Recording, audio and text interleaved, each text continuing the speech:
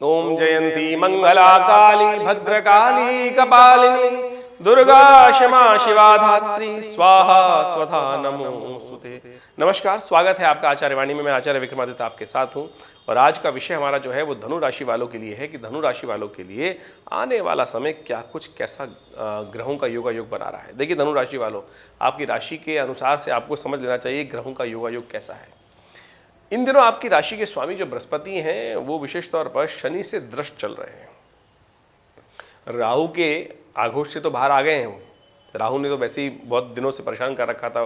पूरे जब से बृहस्पति बदले हैं तब से राहु महाराज ने बहुत उनके शुभ फल को प्राप्त होने के नहीं दिया। उससे 50% तो ठीक हो गया बृहस्पति, लेकिन शनि महाराज अभी भी बृहस्पति पर दृष्टि डाल रहे हैं और शनि की दृष्टि कभी शुभ नहीं होती है।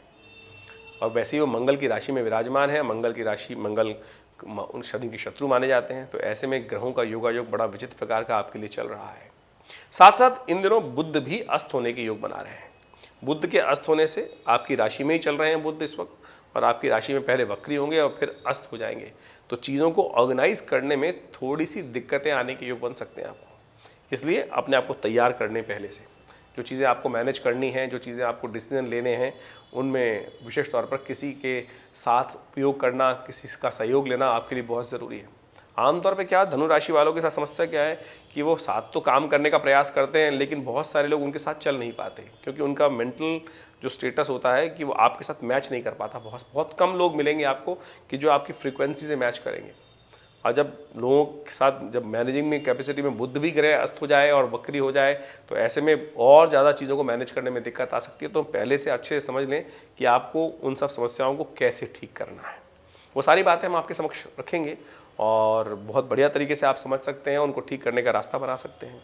इन दिनों विशेष तौर पर एक ग्रह का परिवर्तन और हो रहा है। दिसंबर के मध्यकाल में यदि बात करें तो सूर्य भी परिवर्तन की तरफ जा रहे हैं और सूर्य आपके लग्न में, आपकी राशि में स्वयं विराजमान हो जाएंगे। 12वें भाव से निकलकर लग्न में आ जाएंगे और वो थोड़ा सा आपको चिड़चिड़ा बना सकते हैं।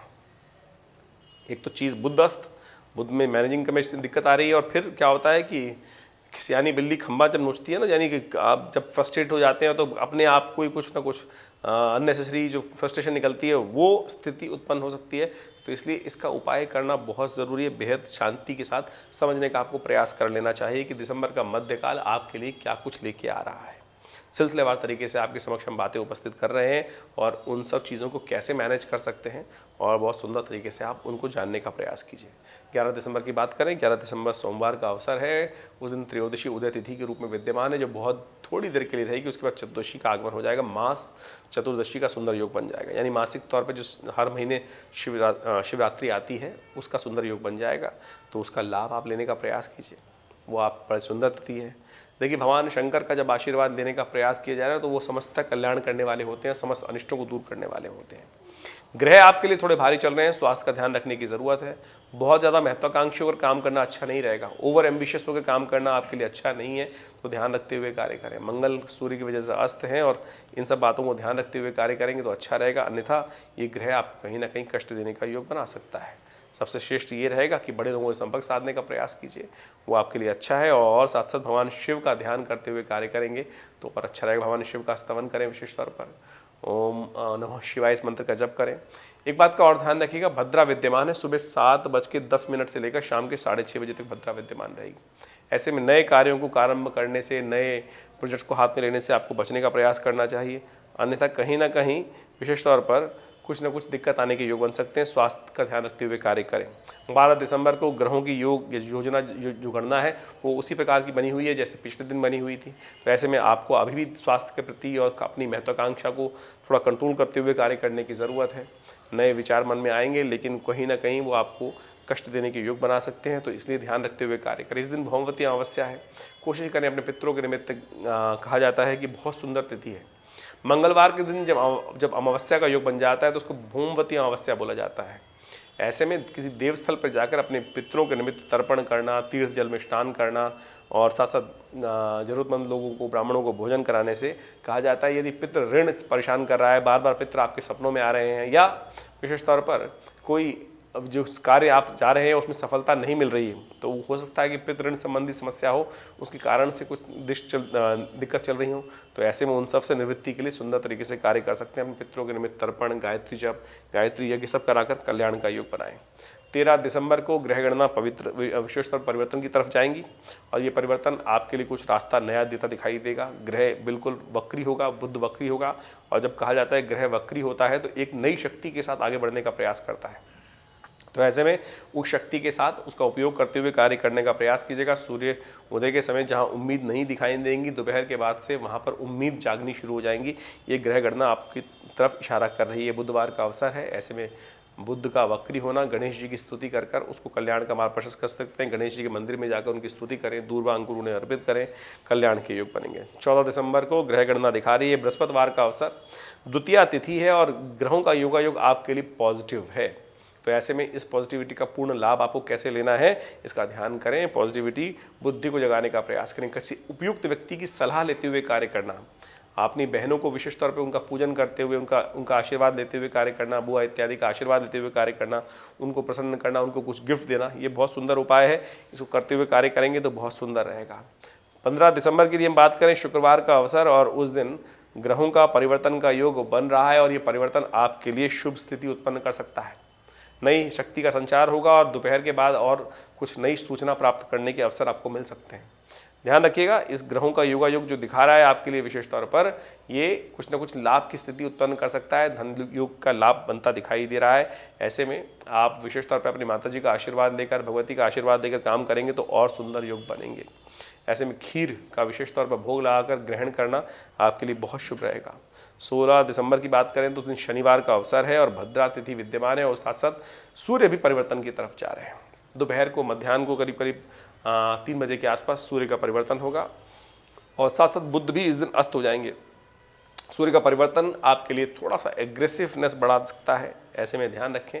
शनिवार के दिन ये परिवर्तन हो रहा है तो सबसे श्रेष्ठ ये है कि विशेष तौर पर सूर्य को कुछ दिन लगातार अर्घ देने का आप प्रयास करें। पूरा 1 महीना सूर्य आपके लग्न में चलने वाले हैं और ये लग्न में सूर्य एग्रेसिवनेस देते हैं। परोपकार की बात करते हैं कि जितना व्यक्ति परोपकार करेगा ना, उतना सुंदर तरीके से कष्टों को दूर करने के योग बना सकते हैं। सेवा भाव थोड़ा उदय करने का प्रयास करें, गरीबों की सेवा करने का प्रयास कीजिए। ये पूरा महीना आपके लिए इन सब कार्यों को कर कर सूर्य का नेगेटिव प्रभाव जो लग्न में पड़ रहा है उसको दूर करने का योग बना सकते हैं। 15 दिसंबर को ग्रह गणना दिखा रही है, बड़ा सुंदर दिवस, रविवार, और साथ साथ पंचमी तिथि, श्री पंचमी का योग बन रहा है। श्री पंचमी विशेष तौर पर कहा जाती है भगवती महालक्ष्मी की उदया तिथि मानी जाती है। कहा जाता है समुद्र मंथन से भगवती की उत्पत्ति हुई और भगवान विष्णु को प्राप्त हुई, और इस दिन विशेष तौर पर भगवती का पूजन करने का सुंदर योग बनता है। ग्रह परिवर्तन की सूचना लेके आ रहे हैं और शिव की आराधना से, शक्ति की आराधना से आपके मनोरथ सिद्ध होने के योग बन सकते हैं। हमने विवेकानंद योगाश्रम में इस दिन विशेष तौर पर महालक्ष्मी जी का यज्ञ रखा है। हमारे आश्रम पे वैसे नित्य प्रति 8 घंटे करीब यज्ञ होता है। दिल्ली में विवेकानंद योग आश्रम में यमुना पार्क खुरेजी में जगह स्थित है, लक्ष्मी नगर के पास, और माँ भगवती का बहुत चमत्कारी श्री विग्रह विद्यमान है जो 1947 में मुल्तान से आया था। आप भी उनका दर्शन कर सकते हैं और इस यज्ञ में भाग ले सकते हैं जो सुबह करीब 8 बजे से लेकर करीब करीब 10 साढ़े 10 तक चलेगा। अपना स्थान आरक्षित करने के लिए फ़ोन नंबर संपर्क जो दिए हुए हैं उन पर साध कर अपने स्थान को आरक्षित कर ब्राह्मणों के द्वारा सुंदर यज्ञ में आप भाग भी ले सकते हैं। उसके लिए पूर्ण व्यवस्था है, जान सकते हैं समस्त व्यवस्थाओं के बारे में। 18 दिसंबर को ग्रह गणना दिखा रही है, सोमवार का अवसर, षष्ठी तिथि, और ग्रह आपके पॉजिटिव बने हुए हैं, लाभ के स्थान बन सकते हैं और धन आगमन का मार्ग सुगम होता दिखाई दे रहा है। लेकिन थोड़ा सा ध्यान रखने की ज़रूरत है कि हर छोटी छोटी बातों में एग्रेसिव मत हो जाइएगा। नमक का त्याग करें, नमक का दान करें, हो सके तो भगवान शिव का विशेष तौर पर दही के द्वारा अभिषेक करें, उससे कल्याण के योग बनेंगे। सफ़ेद सुगंधित पुष्प भगवान को अर्पित करें, ये कष्टों को निवृत्त करने वाला रहेगा। 19 दिसंबर को ग्रह गणना दिखा रही है, मंगलवार का अवसर, और साथ साथ उस दिन ग्रहों का परिवर्तन आपके लिए होने के योग बनते दिखाई दे रहे हैं। उस दिन मित्र सप्तमी भी विद्यमान है और सूर्य इन दिनों आपके अच्छे नहीं चल रहे हैं। मित्र सप्तमी सूर्य से संबंध रखती है और कोशिश ये करें कि सुबह जल्दी उठकर भगवान सूर्य को अर्घ्य दें और उससे कुछ ना कुछ आपके सूर्य को कंट्रोल करने में आपको सहायता प्राप्त होगी। थोड़ा सा मीठा डालकर, देसी शक्कर डालकर, पीला पुष्प डालकर भगवान शंकर को ओम गणेश सूर्य आदित्याय नमः इस मंत्र से अर्घ्य देना आपके लिए अच्छा रहेगा। इस दिन सर्वार्थ सिद्ध योग विद्यमान है जो सुबह 7:06 से लेकर करीब करीब दोपहर को 1:06 तक रहेगा। तो नया कार्य आरंभ करना हो तो इस सुबह शुभ मुहूर्त का 1:06 तक उपयोग कर सकते हैं। 1:06 के बाद भद्रा विद्यमान रहेगी, तो उसके बाद नए कार्यों को हाथ में लेना, नए कर्मों को देखना वो ठीक नहीं रहेगा, वो कहीं कष्ट दे सकता है, ध्यान रखते हुए कार्य करें। 20 दिसंबर को ग्रह गणना दिखा रही है, बुधवार का अवसर, अष्टमी तिथि, दुर्गा अष्टमी का योग है और ग्रहों का योगायोग आपके अनुकूल बना हुआ है। नए संपर्क साध सकते हैं लोग, नए पुरुषार्थ साथ काम कर सकते हैं, लेकिन कुछ ऐसे भी योग पड़ रहे हैं कि बेकार के जिम्मे के काम भी आपके लोग आ जाएं, साथ साथ मित्रों के साथ अननेसेसरी आपको कहीं जाना पड़ जाए और वो आप पे भारी पड़ सकता है।